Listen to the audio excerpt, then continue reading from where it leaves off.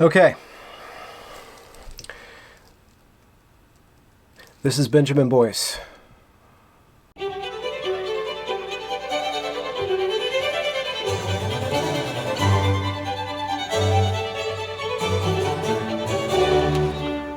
I'm working through this Laurier business, starring Lindsay Shepard, Nathan Rambukkana, Herbert Pimlott, Adria Joel, and President McClatchy, as well as other people.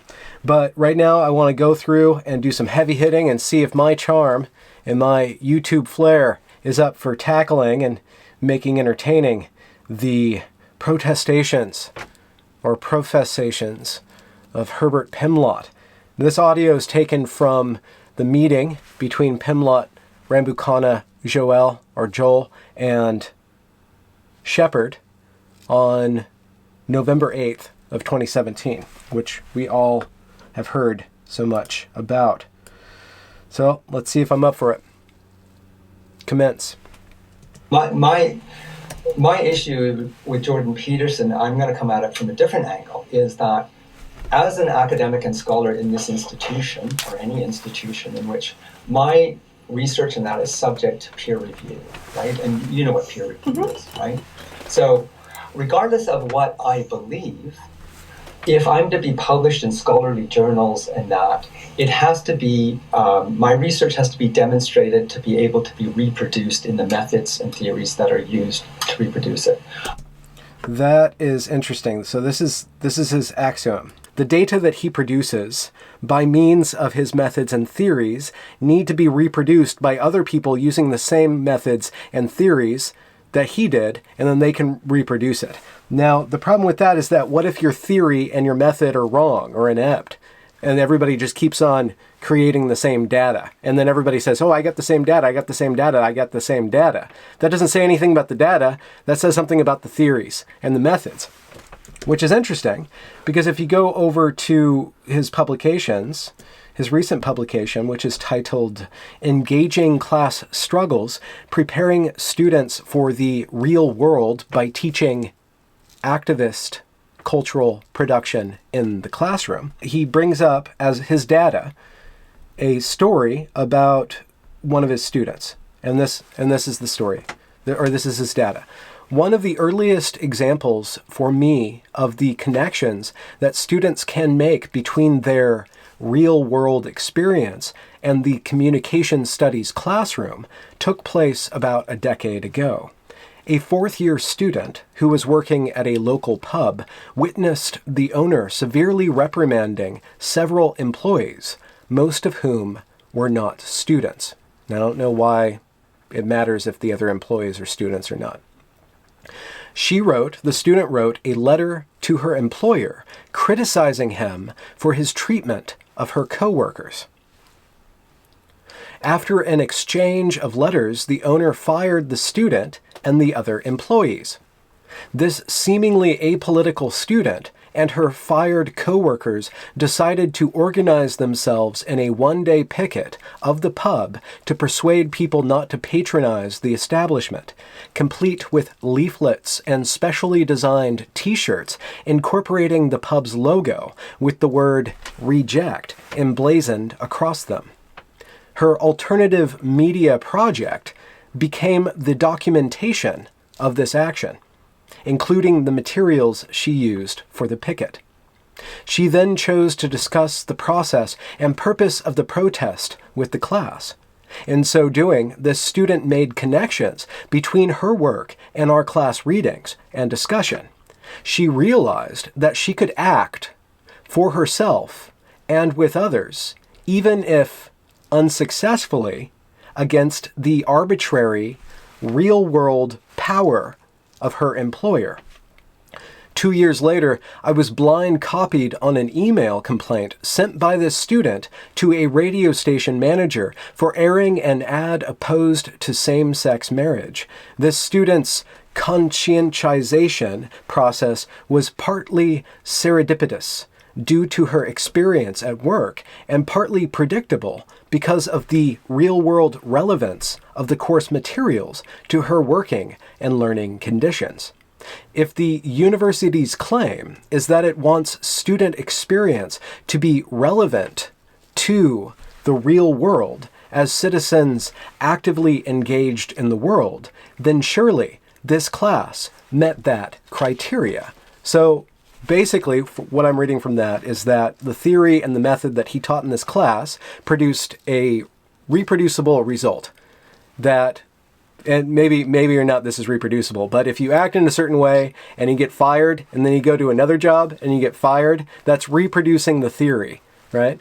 And you can reproduce that theory and method. That doesn't mean that the method is successful. He even says, even if unsuccessfully, he says, against the arbitrary real-world power of her employer. The power of her employer was not arbitrary in the fact that in exchange for her labor, the employer gave her money, right? And once she upset that exchange, she was denied employment and therefore denied the power of money, which I don't think is really all that arbitrary. So it seems like he's going under the theory that if you can reproduce a certain result, that means that your theory is somehow academically viable.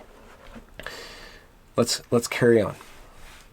I might believe X, but my academic freedom, as I understand it, does not just give me the freedom to spout off. If I'm tenured and they can't fire me, I mean, there's a case of Charles Murray. He used to do this about race at Western, wasn't it Western? Yeah.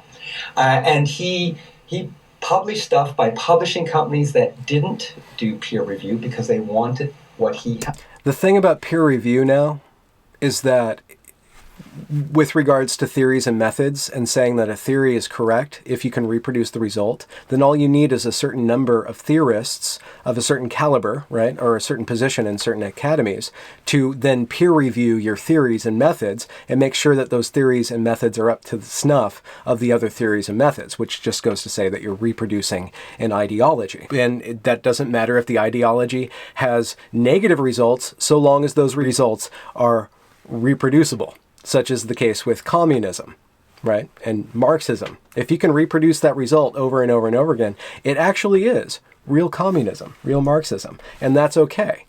Because we're not talking about whether something is successful or unsuccessful, only if it's repeatable.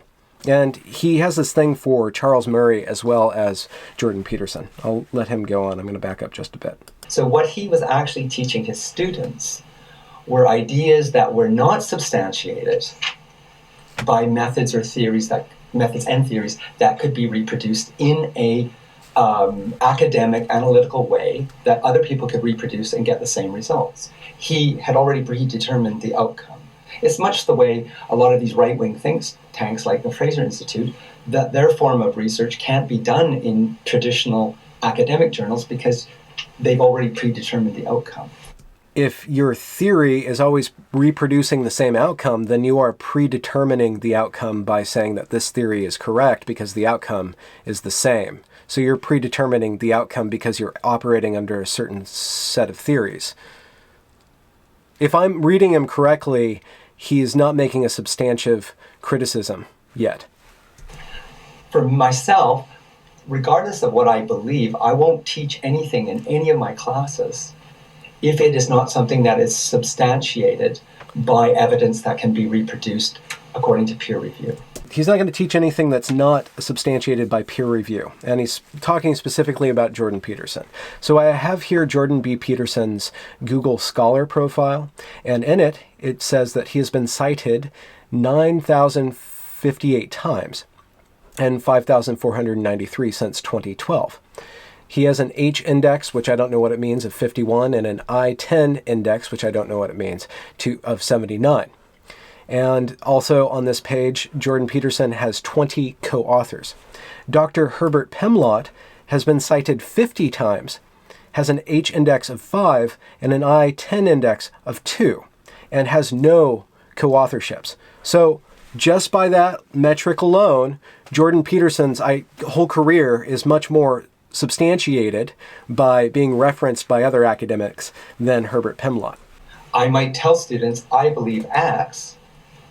I have no expectations that they will reproduce anything that I think because I don't expect them to. But That's not true, because in that paper he cites that, well, I don't know if he necessarily wanted the girl that he was teaching to get fired, but he did say at the end, if the university's claim is that it wants students' experience to be relevant to the real world as citizens actively engaged in the world, then surely this class met that criteria. So by that criteria, that being active has a certain result in the world, and by being active means you're being engaged and you're complaining about people who think in different ways, then he reproduced that theory. And I think it aligns with what he wants. His belief is that students should be active in the world. He wants to teach activism. I have no expectations that they will reproduce anything that I think, because I don't expect them to. He has no expectations, but when they do think like he does, or act as he wants them to act, or thinks that they should act, he parades that as success of his teaching skills. But I say I believe X because of what I've read. But for me, as I teach the students in the second year Common Studies Theory courses, opinion minus evidence, I know it's a bit simplistic, opinion minus evidence equals prejudice. Opinion minus evidence equals prejudice. His argument hinges on this thing called evidence. In the case of Jordan Peterson, and I'm not super well versed, but I have done reading and looking at none of his contentions about the Human Rights Code, the fact that people can be jailed for, you've probably, if you follow him, you would know that he claims you could be jailed when Bill C-16 was being discussed. He was claiming that you could be jailed if you misgendered, like you used the wrong pronoun for someone. Okay. Jordan Peterson's claim is that you can be jailed if you use the wrong pronoun for someone. Keep that in mind. What struck me is that none of what he proclaims, and sometimes the way he proclaims it, I think he tries to defend him or act like he doesn't yet know. He tries to act like he doesn't yet know. Hold that in mind too. Is done in ways which are academically suspect, to say the least. Okay, they're academically suspect, supposedly because they don't have any evidence to back them up. And yet, here's the thing. Jordan Peterson's ideas, debating gender pronouns, were shown in a class by Lindsay Shepard. And no, she was not jailed, but she was taken to this informal meeting. So, ironically or not, Herbert Pimlott, Nathan Rambukkana, and Adria Joel are actually providing evidence for Jordan Peters' argument. And in this moment of providing evidence, Pimlott is trying to say that Jordan Peter doesn't have any evidence. So, from what I've read and researched, and which is, again, like I would say, I'm not as extensive on researching him, he does not have the substantial academic evidence to be a credible person. It's like he doesn't have enough evidence to be credible, and yet he has thousands of citations to Herbert Pimlott's tens. It's like some of the climate change deniers. Okay, this is interesting. So now he's going to superimpose science or meteorology over this sociology or this gender debate. Are given a 50-50 chance with meteorologists. Scientists never proclaim 100%, right? Because the scientific method cannot demonstrate, no scientist says this is 100%. He's saying that scientists never say that they know 100%, and yet he just criticized Jordan Peterson for not acting like he knew 100%. Certain, right? Because that's the nature of scientific inquiry, just like social scientific inquiry. Okay, so scientific inquiry is just like sociological inquiry because nobody claims to know 100%. In the same way, though, meteorologists do not teach in first-year geology or meteorological classes that there's a debate, even if in the public sphere there are people that want to believe, and it's a very high number, higher in Alberta than perhaps Ontario, higher in certain parts of the United States like Texas, who believe that... You just got to jab Southern America, don't you? Fossil fuels do not contribute to global warming. But that is not a credible academic, scholarly, scientific position. Okay, so this is his contention, that a meteorologist, while you're learning meteorology, will not bring up the climate change deniers' point and say, this is what we know, and this is what the climate change deniers know or believe. And the meteorologist won't put those on the same level. So the basic implicit contention is that this is what we believe, the sociological way of gender pronouncing or not gender pronouncing, or gender pronouns or hate or whatever, and the debate against that, why would we ever bring that up? Because that's like a climate change denier. That climate change denier is on shaky ground. We won't even bring that up, but it's totally different things. It's totally different things. I'll even let him say it in his words. So, because, and I can tell you why that is fairly, I'll take 1 minute to do that. Please. Well, the proposition that's instantiated, for example, in this particular visual, which is a good representation of the philosophy of the policies, is that there's no causal relationship between these four dimensions of identity, and that's palpably absurd. I mean, 98% of people, it's 99.7% of people who inhabit a body with a given biological sex identify with that biological sex. They're incredibly tightly linked. If you can't attribute causality to a link that's tight, you have to dispense with the notion of causality altogether. And then of the people who identify, say, as male or female, who are also biologically male or female, the vast majority of them have the sexual preference that would go along with that, and the gender identity, and the gender expression. These levels of analysis are unbelievably tightly linked, and the evidence that biological factors play a role in determining gender identity is, in a word, overwhelming. There isn't a serious scientist alive who would dispute that. Now, you get disputes about it, but they always stem essentially from the humanities. And as far as I'm concerned, I've looked at it very carefully. Those arguments are entirely ideologically driven. It's a tenet of the ideology that identity is socially constructed, and that's partly why it's been instantiated into law, because there's no way they're going to win the argument. But they can certainly win, let's say, the propaganda war, especially by foisting this sort of reprehensible advertising information on children, and that's part of the express intent. All right. Academic, scholarly, scientific position, fossil fuels do not contribute to global warming. But that is not a credible academic, scholarly, scientific position. And I think to present as if there's two sides to a debate when it's substantially there is not an academic credible, that becomes problematic. He's basically making contention that there can be no debate, that Jordan Peterson doesn't have a platform because he doesn't have any evidence. Jordan Peterson says that he has a bunch of evidence, but Pimlott, instead of engaging with that evidence, says that all of that evidence is not even worth academic looking at. And the weird thing is that Pimlott is exactly who Peterson was describing. He's a humanities major, he's a communications major, furthermore he's an activist, he's a social constructionist, he acts as though gender is something that you can just put on and take off in his own life, not to bring up his personal life, but he acts out the social constructionist ideology. And Peterson's saying that these people want to discredit all science, and Pimlott is right here discrediting all science by saying that if you disagree with me, you're the same as a climate denier. And I'm approaching this from the point of view of the institution. So he's approaching it from the point of view of the institution, and I wonder if this is an appeal to authority or not. We are legitimizing positions that don't have credible evidence. I think Jordan Peterson would disagree with him. Just like Charles Murray with his race claims of white superiority. I'm not going to go into what he's talking about Charles Murray. I don't know enough about it, and I'm not going to get into it.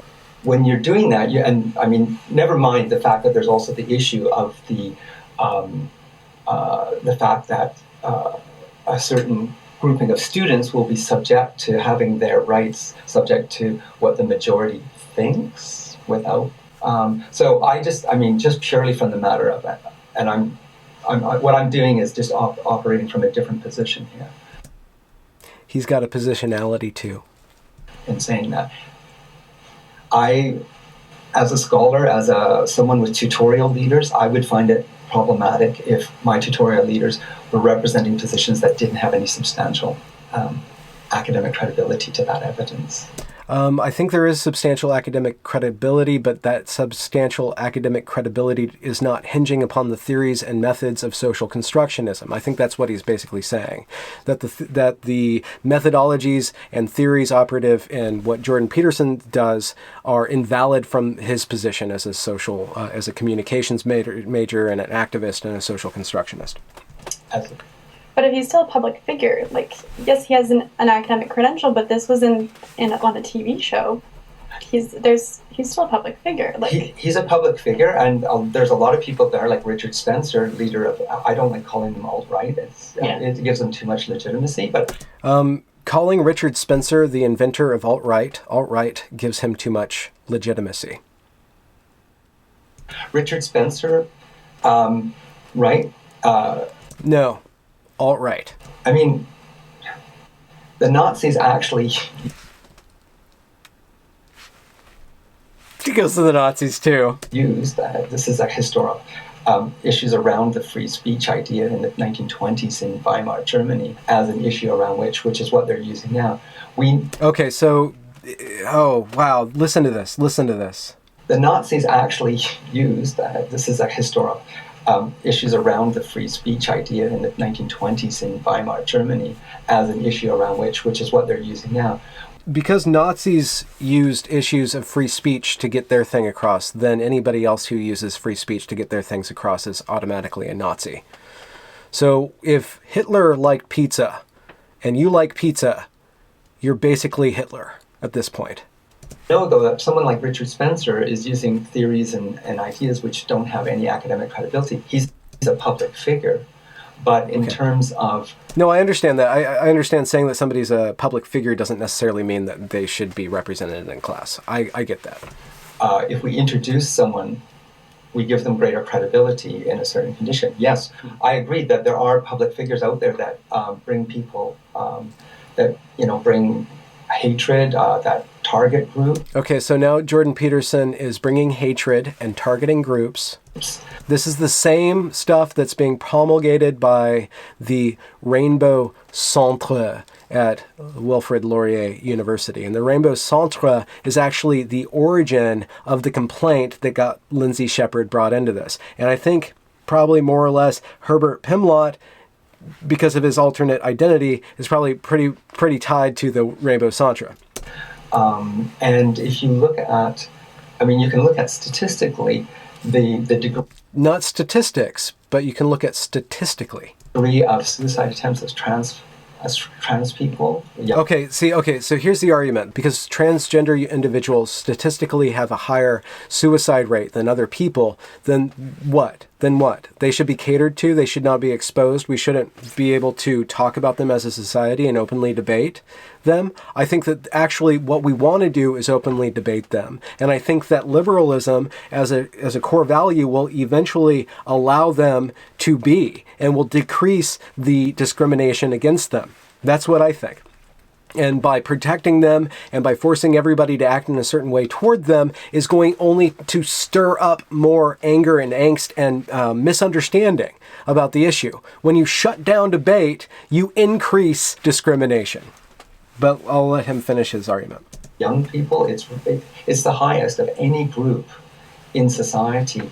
And, you go through indigenous people, right? And so on. You just had to throw in indigenous people. I don't know why. There are things that don't have academic credibility, and I just don't think, I personally think... There are things that don't have academic credibility. Therefore, we should only show what I want you to show, and not show things that I don't want you to show. Is that what we should take from that? I have some problems. I have no problems with the fact that these things are out there and people are going to engage them, but we have to think of the atmosphere we also create for the learning process, right? Well, let's think about the atmosphere of his learning process. Teaching people how to get fired from their jobs? Is that the teaching process that he wants? Explicitly in his paper, that's what he wants. He wants to teach people activism, a certain sort of activism too. Because he's constantly talking about, in this paper, he's constantly talking about the think tanks, and he says that basically the right, the right side of the spectrum, they have their activists, they have their think tanks, and we need our think tanks too. So his job, it seems like to me that what he's trying to say is that I need to gear people up to, confront the hegemony and confront the capitalist society and confront all these different things, in very Marxist, very social justice, explicitly social justice manner. And things that get into the way of that are not something that he wants to subject his students to. Even if it turns out that he's actually causing more pain for transgender individuals by causing their issues to not be openly discussed and teaching them the ability to think past words and to not be harmed by words. No, he's saying that if you encounter anything that is against you, you're encountering hate and you're going to wilt under that pressure. What is that going to do in the long run? Maybe it'll have a repeatable result, but maybe that repeatable result will wind up in the suicide statistics. And I don't mean to be inflammatory, so forgive me for that. But one of the things is that a lot of the students that are coming in already hold very strong opinions, whether or not these are opinions backed up with evidence. And my concern, I'm just my concern is that they're not my opinions. Let's see. Adopting the position of the scholar in the situation here, is to say, well, we have these students that come in, they have very strong, in my experience, they always have, and I'm teaching them in second year even, they have very strong opinions about X, Y, and Z, which is, that's fine. But if they're going to be challenged about those opinions, it's a much greater deal to do that. It's the world that Jordan Peterson, Ezra Levant. Okay, wait, hold on. Before he goes on, so his job, he thinks as an educator, is not to reinforce or to give data for those, what I think he would call prejudices, because they're opinions without evidence, right? So the much bigger deal, or the better thing to do, is to change their prejudices rather than to reinforce their prejudices, which might be okay, but the thing is that what are his prejudices? Social justice, activism, that's his prejudice. Rebel media. Okay, so let's go back. Oh, here we go. It's just constantly with the guilt by association. Listen to this. The world that Jordan Peterson, Ezra Levant, Rebel Media, and that have constructed, I find... There's that word, constructed. Jordan Peterson has constructed this world with a bunch of other people. And? Quite problematic. Amusing in a way. Oh. Because it's almost like the left has won and controls everything, and you're going to be imprisoned if you don't adopt cultural Marxism, politically correct, the new term cultural Marxism.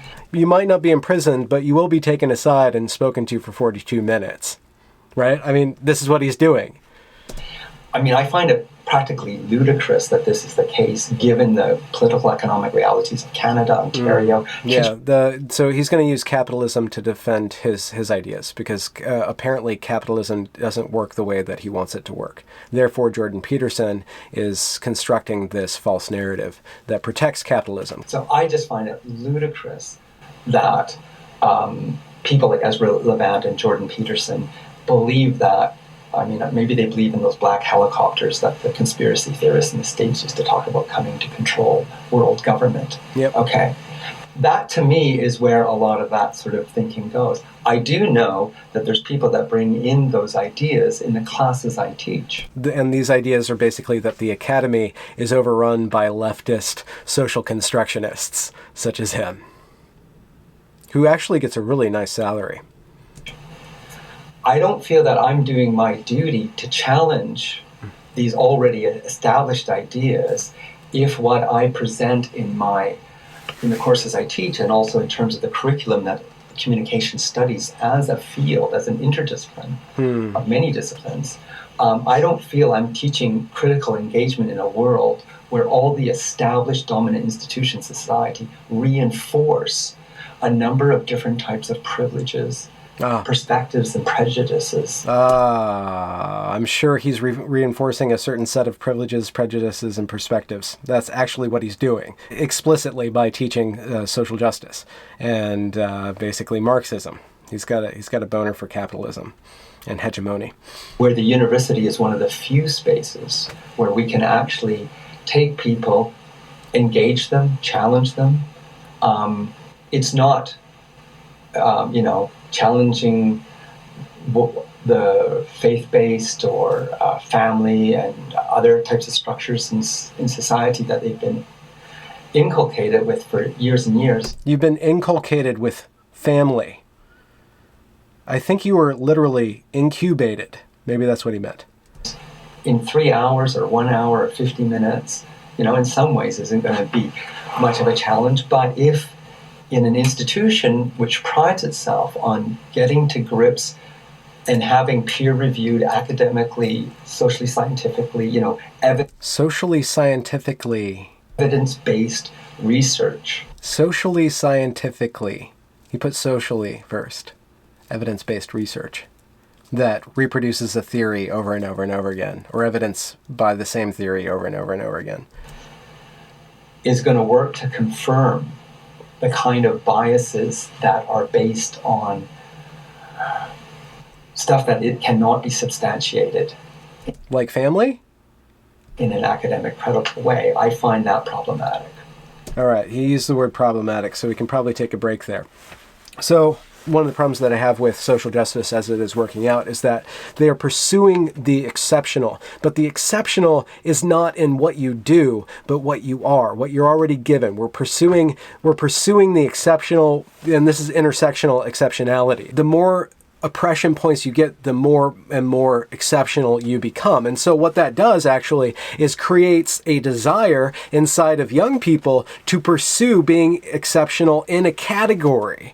But that category is just going to wash away when you die. And the only thing that I think is going to perpetuate beyond you is your actions, right? So why are we not pursuing exceptionality of intellect, exceptionality of wit, exceptionality of aesthetic pleasure, exceptionality of generosity, exceptionality of various virtues and activities? But no, we're pursuing exceptionality of these other biological categories, and then trying to twist those biological categories to fit more people into those exceptional categories, right? And so what you do is you end up destabilizing all these scientific categories because they aren't protean enough, and they're not exceptional enough because they're so quantifiable that what you do is you get your social theory in there, and then you get to mix and mash and make it all weird, and you can pretend to be one thing one day to get your points, and then you can go back to being another way to get your privileges, and you can go back and forth between your privileges and your oppression points and just maximize and game the whole system.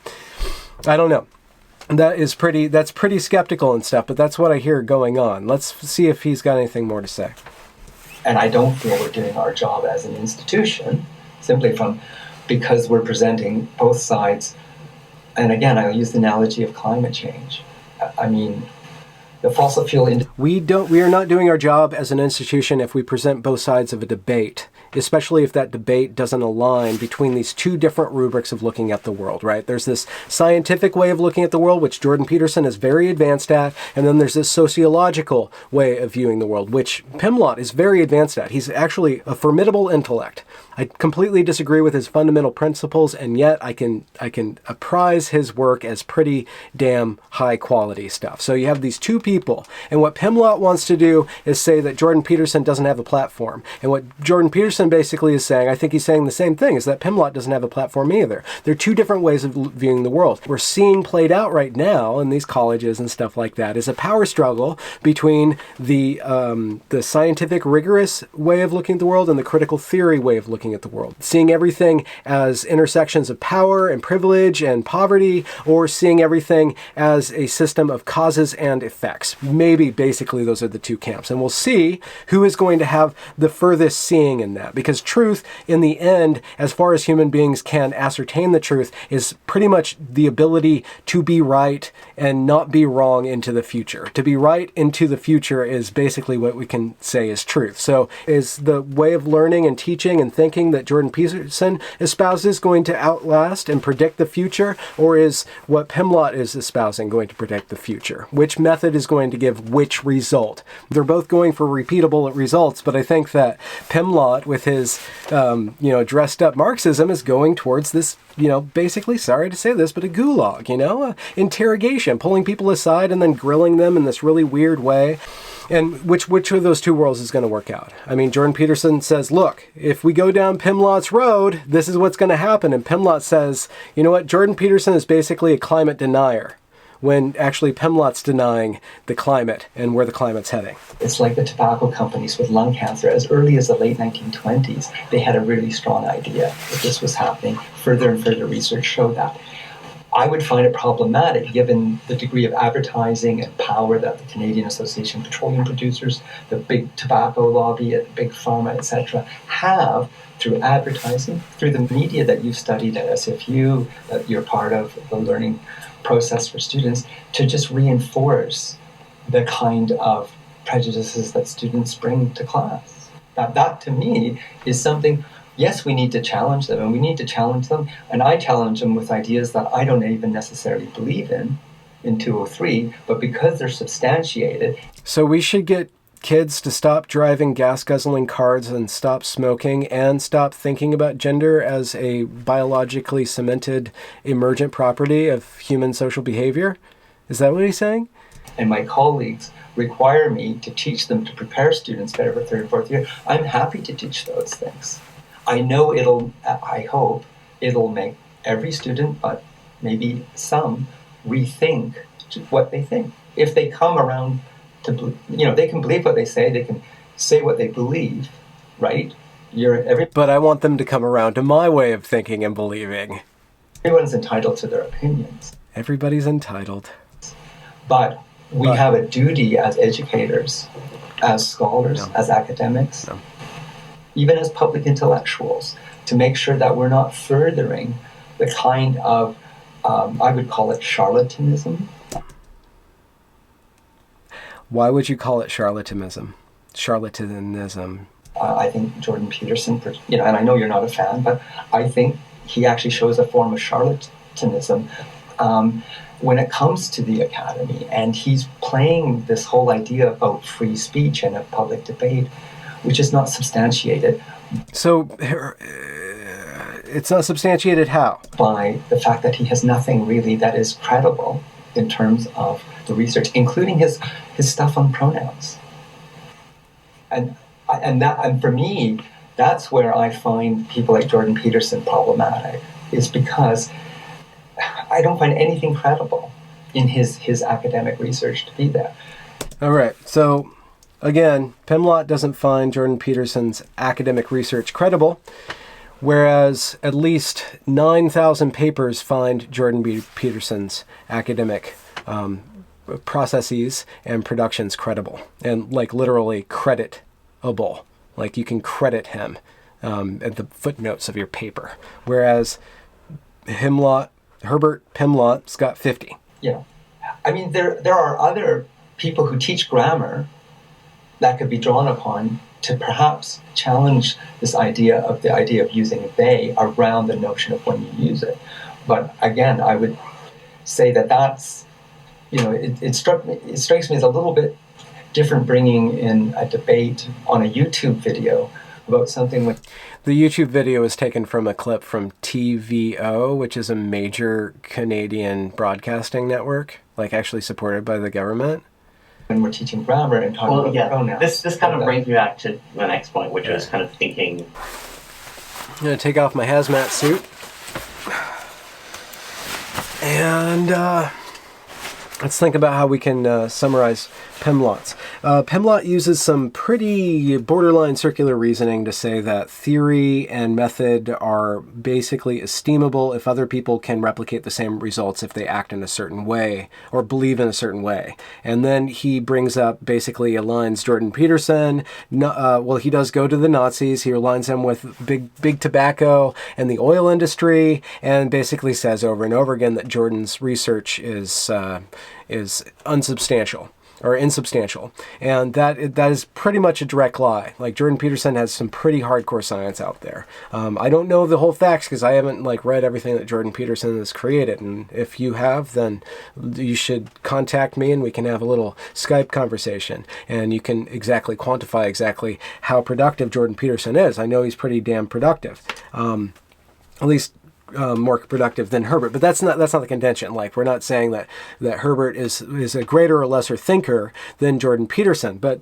we can say that Herbert Pimlott is concerned with social activism. He's concerned with churning out students who want to change the world and change the world in a certain way, go against the big companies and go against, the hegemonies of whatever and blah, blah, blah, which is not to say that that stuff there isn't a place for activism.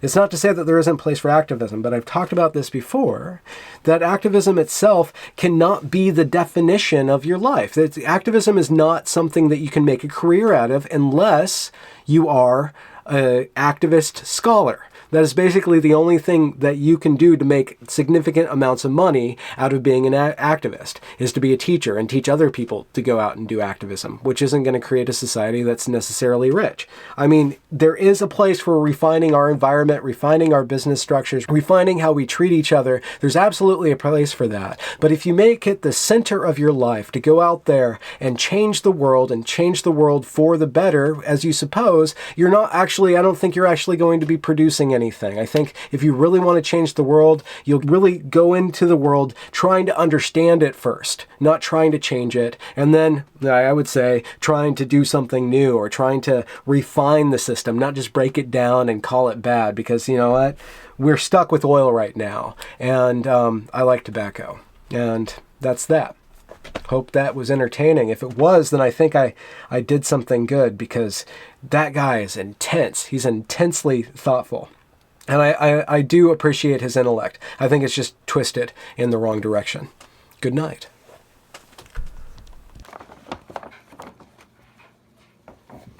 Just gave up.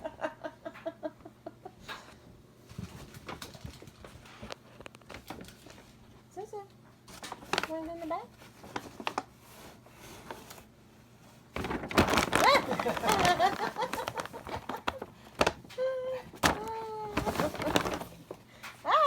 Oh my goodness.